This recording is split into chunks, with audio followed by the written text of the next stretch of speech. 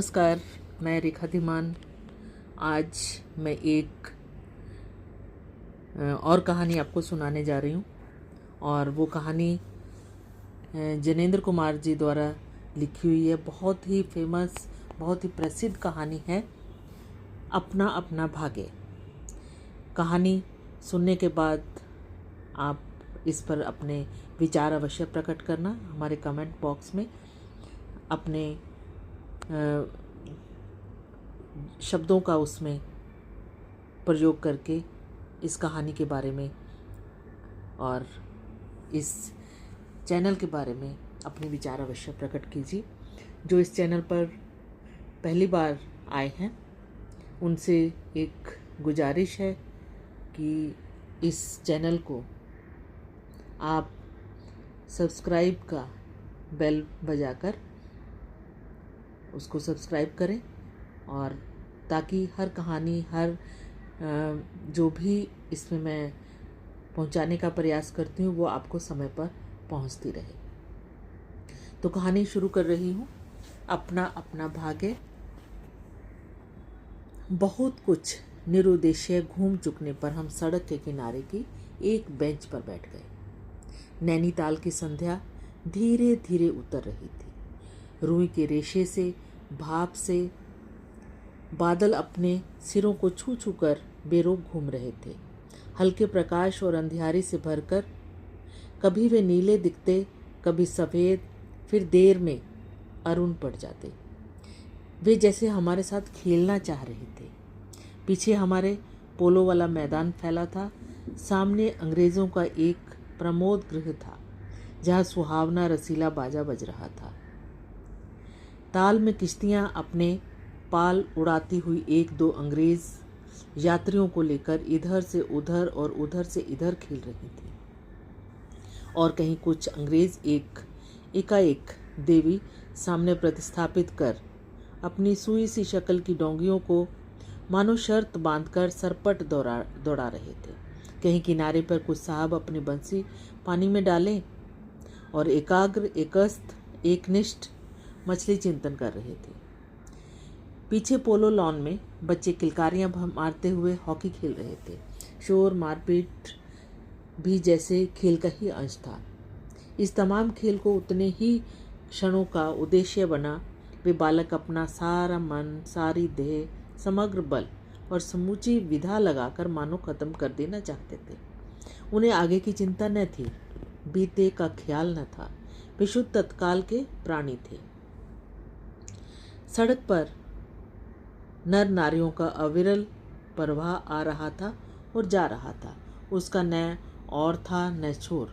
यह प्रवाह कहाँ जा रहा था और कहाँ से आ रहा था, कौन बता सकता है।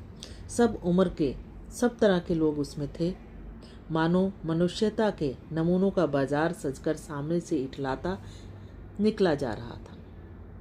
अधिकार गर्भ में तने अंग्रेज उसमें थे और चीथड़ों से सजे घोड़ों की बाग थामे वे पहाड़ी उसमें थे, जिन्होंने अपनी प्रतिष्ठा और सम्मान को कुचलकर शून्य बना लिया है।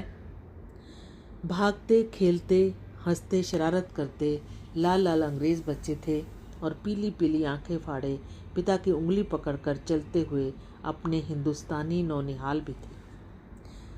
अंग्रेज पिता थे जो अपने बच्चों के साथ भाग रहे थे, हंस रहे थे और खेल रहे थे। उधर भारतीय पितृदेव भी थे जो बुजुर्गी को अपने चारों तरफ लपेटे धन संपन्नता के लक्षणों का प्रदर्शन करते हुए चल रहे थे।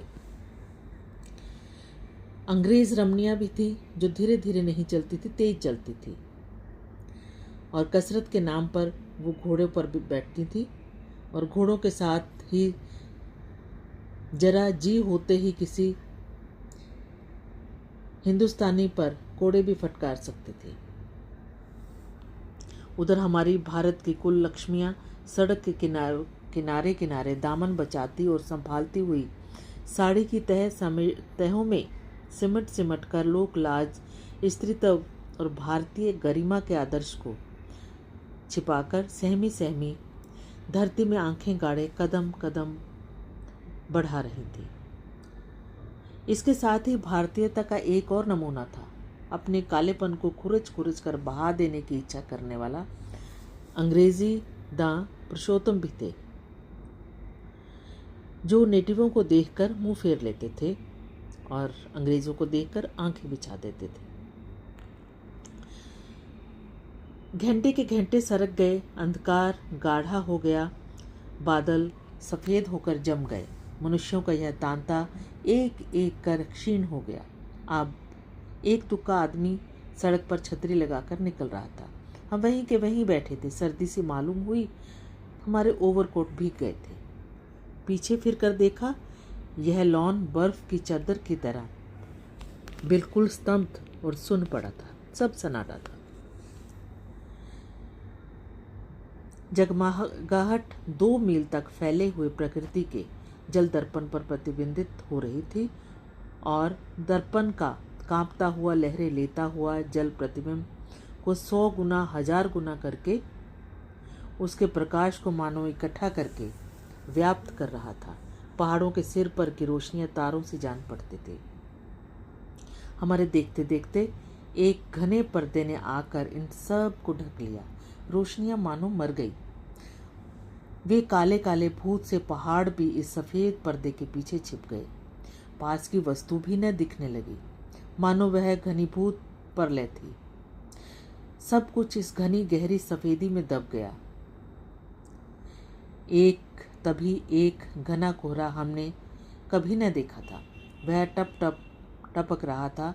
मार्ग अब बिल्कुल निर्जन और चुप था। वह प्रवाह न जाने किन घोंसलों में जा छिपा था। उस वृद्धाकार शुभ्र शून्य में से 11 बार टन टन हो उठा, जैसे कहीं दूर कब्र में से आवाज़ आ रही हो।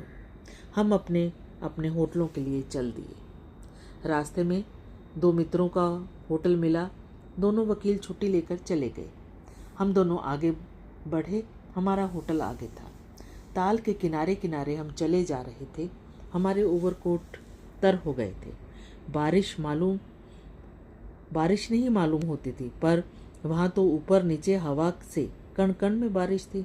सर्दी इतनी थी कि सोचा कोट पर एक कंबल और होता तो अच्छा होता। रास्ते में ताल के बिल्कुल किनारे पर बेंच पड़ी थी। मैं जी में बेचैन हो रहा था। झटपट होटल पहुंचकर इन भीगे कपड़ों से छुट्टी पा गर्म बिस्तर में छुपकर सो रहना चाहता था। पर साथ के मित्र की सनक कब उठेगी, कब थमेगी, इसका क्या कुछ ठिकाना है? और वह कैसी क्या होगी, इसका भी कुछ अंदाज है? उन्होंने कहा, आओ जरा यहाँ बैठे। हम रात के ठीक 1 बजे तालाब के किनारे उस भीगी बर्फीली ठंडी हो रही लोहे की बेंच पर बैठ गए। 5, 10, 15 मिनट हो गए। मित्र के उठने का इरादा मालूम नहीं हुआ। मैंने खिसकर कहा, चलिए भी। अरे जरा बैठो भी। हाथ पकड़कर जरा बैठने के लिए जब इस जोर से बैठा लिया तो कोई चारा न रहा। लाचार बैठे रहना पड़ा। सनक से छुटकारा आसान न था और वह जरा बैठना जरा न था। चुप चुप बैठे तंग हो रहा था। कुड़ रहा था कि मित्र अचानक बोले, देखो वह क्या है। मैंने देखा, कोहरे की सफ़ेदी में कुछ ही दूर हाथ से एक काली सी सूरत हमारी तरफ बढ़ रही थी। मैंने कहा, होगा कोई। 3 गज की दूरी से दिख पड़ा एक लड़का सिर के बड़े बड़े बालों को खुजलाता चला रहा है। नंगे पैर हैं, नंगे सिर, एक मैली सी कमीज लटकाई है, पर उसके पैर न जाने कहाँ पड़ रहे थे और वह न जाने कहाँ जा रहा है, कहाँ जाना चाहता है। उसके कदमों में जैसे कोई न अगला है न पिछला है, न दायां है न बायां है। पास ही चुंगी के लालटेन में प्रकाश वृत्त में देखा, कोई 10 बरस का होगा। गोरे रंग का है पर मैल से काला पड़ गया है। आंखें अच्छी बड़ी पर सूनी है। माथा जैसे अभी से झुर्रियाँ खा गया है। वह हमें न देख पाया। वह जैसे कुछ भी नहीं देख रहा था, न नीचे की ज़मीन, न ऊपर चारों तरफ फैला हुआ कोहरा, न सामने का तालाब, न बाकी दुनिया। वह बस अपने विकट वर्तमान को देख रहा था। मित्र ने आवाज़ दी, ए। उसने जैसे जाग कर देखा और पास आ गया। तू कहाँ जा रहा है रे? उसने अपनी सूनी आंखें फाड़ दी। दुनिया सो गई, तू ही क्यों घूम रहा है? बालक मौन मूक फिर भी बोलता हुआ चेहरा लेकर खड़ा रहा। कहाँ सोएगा? यहीं कहीं। कल कहाँ सोया था? दुकान पर। आज वहाँ क्यों नहीं? नौकरी से हटा दिया। क्या नौकरी थी? सब काम, 1 रुपया और जूठा खाना। फिर नौकरी करेगा? हाँ। बाहर चलेगा? हाँ। आज क्या खाना खाया? कुछ नहीं। अब खाना मिलेगा? नहीं मिलेगा। यूं ही सो जाएगा? हाँ। कहाँ? यहीं कहीं। इन्हीं कपड़ों से? बालक फिर आंखों से बोलकर मुंह खड़ा रहा। आंखें मानो बोलती थी, यह भी कैसा मूर्ख प्रश्न। माँ बाप हैं? हैं। कहाँ? 15 कोस दूर गांव में। तू भाग आया? हाँ। क्यों? मेरे कई छोटे भाई बहन हैं, सो भाग आया। वहाँ काम नहीं, रोटी नहीं। बाप भूखा रहता था और मारता था। माँ भूखी रहती थी और रोती थी, सो भाग आया। एक साथी और था, उसी गांव का था, मुझसे बड़ा। दोनों साथ यहाँ आए। वह अब नहीं है। कहाँ गया? मर गया। इस जरा सी उम्र में ही उसकी मौत से पहचान हो गई। मुझे अचरज हुआ, दर्द हुआ। पूछा, मर गया? हाँ, साहब ने मारा, मर गया। अच्छा, हमारे साथ चल। वह साथ चल दिया। लौटकर हम वकील दोस्तों के होटल में पहुँचे। वकील साहब, वकील साहब।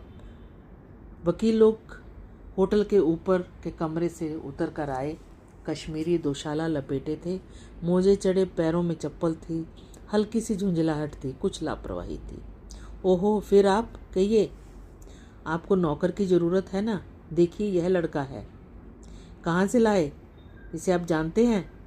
जानता हूँ, यह बेईमान नहीं हो सकता। अजी, ये पहाड़ी बड़े शैतान होते हैं। बच्चे बच्चे में गुण छिपे रहते हैं। आप भी क्या अजीब हैं। उठा लाए कहीं से। लो जी, यह नौकर लो। मानिए तो यह अच्छा लड़का है। आप भी। जी बस खूब है। ऐरे गहरे को नौकर बना लिया जाए, अगले दिन वह न जाने क्या क्या लेकर चंपत हो जाए। अब मानते ही नहीं, मैं क्या करूं। माने क्या खाक। आप भी ये अच्छा मजाक करते हैं। अच्छा, अब हम सोने जाते हैं। और वे 4 रुपये रोज के कमरे वाले कमरे में सजी मसहरी पर सोने झटपट चले गए। वकील साहब के जाने पर होटल के बाहर आकर मित्र ने अपने जेब में हाथ डालकर कुछ टटोला, पर झट कुछ निराश भाव से हाथ बाहर कर मेरी ओर देखने लगे। क्या है? मैंने पूछा। इसे खाने के लिए कुछ देना चाहता था। अंग्रेजी में मित्र ने कहा, मगर 10-10 के नोट हैं। नोट ही शायद मेरे पास है, देखूं। सचमुच मेरे जेब में भी नोट ही थे। हम फिर अंग्रेजी में बोलने लगे। लड़के के दांत बीच बीच में कटकटा उठते थे, कड़ाके की सर्दी थी। मित्र ने पूछा, तब? मैंने कहा, 10 का नोट ही दे दो। सक पका कर मित्र मेरा मुंह देखने लगे। अरे यार, बजट बिगड़ जाएगा। हृदय में जितनी दया है, पास में उतने पैसे तो नहीं हैं। तो जाने दो, यह दया ही इस जमाने में बहुत है, मैंने कहा। मित्र चुप रहे, जैसे कुछ सोचते रहे। फिर लड़के से बोले, अब आज तो हम कुछ नहीं हो सकता, कल मिलना। यह होटल डी पब जानता है? वही कल 10 बजे मिलेगा। हाँ, कुछ काम देंगे हजूर? हाँ हाँ, ढूंढ दूंगा। तो जाऊं? लड़के ने निराश आशा से पूछा। हाँ। ठंडी सांस खींचकर मित्र ने कहा, कहाँ सोएगा? यहीं कहीं बेंच पर, पेड़ के नीचे, किसी दुकान की भट्टी में। बालक कुछ ठहरा। मैं असमंजस में रहा। तब वह प्रेत गति से एक और बढ़ा और कोहरे में मिल गया। हम भी होटल की ओर बढ़े। हवा तीखी थी, हमारे कोटों को पार कर बदन में तीर सी लगती थी। सिकड़ते हुए मित्र ने कहा, भयानक शीत है उसके पास, बहुत कम कपड़े। यह संसार है यार। मैंने स्वार्थ की फिलॉसफी सुनाई।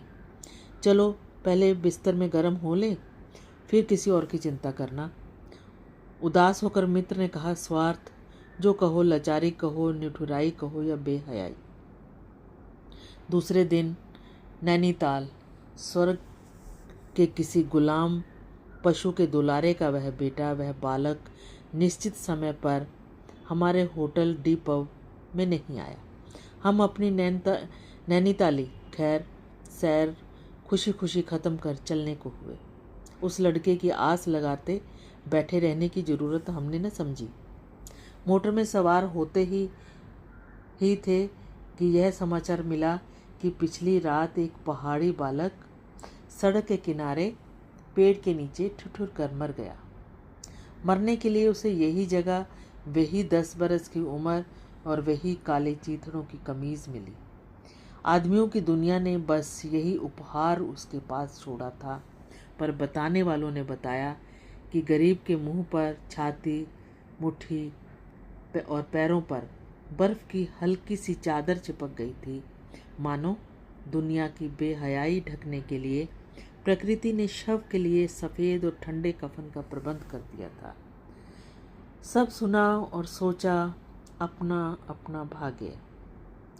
बहुत ही दिल को छूने वाली ये कहानी है कि आज जब ये कहानी लिखी गई और आज के समय तक कहीं भी आपको अंतर नहीं दिखाई देगा, पर हम सबसे सुनते ज़रूर हैं कि हाँ, अपना अपना भाग्य है।